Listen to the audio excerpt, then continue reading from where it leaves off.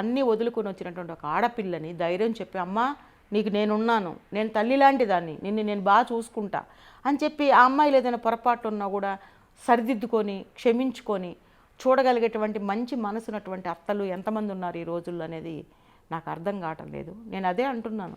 So మన ఇంటికి వచ్చిన ఆడపిల్లని ఎలా చూడాలనేది అత్తలందరూ తెలుసుకోవాలి. సో ఆ బిడ్డ కూడా కొత్త ఇంట్లోకి వచ్చినప్పుడు ఎలా మసులుకోవాలి, ఎవరు ఎలా ఉంటారో తెలియట్లేదు కదా, వాళ్ళ మనసులో ఏముంటుందో ఎవరికి తెలియదు. సో ఈ భర్త చూస్తేనేమో పరమ తాగుబోతుకి మనం అనుకుంటాం ఏం తెలీదు, తాగున్నాడని. వాడికి అన్నీ తెలుస్తాయి, వాడు ఏం చేస్తున్నాడు. వాడు అంటే ఇక్కడ నేను వినయన అనట్లేదు, ఇన్ జనరల్గా చెప్తున్నా.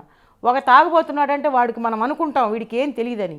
వాడికి ఒక మొండి ధైర్యం మాత్రం వస్తుంది ఆ టైంలో. ఏంటంటే నేను ఏం మాట్లాడినా కూడా వీళ్ళు తాగుబోతులే, తాగి మాట్లాడాడులే అనుకుంటారని వాడు మాట్లాడతాడు. వాడికి తెలుసు వాడు ఏం మాట్లాడుతున్నాడో తెలుసు, వాడి భార్యని అనుమానించేది వాడికి తెలుసు, తల్లిని కొట్టడం వాడికి తెలుసు, అలాగే చెల్లెల్ని కొట్టడం తెలుసు, భార్యను కొట్టడం తెలుసు, భార్యని ఏమని అనుమానిస్తున్నాడో తెలుసు, ఎవరితో లింక్ పెట్టి తిడుతున్నాడో అన్నీ తెలుసు వాడికి.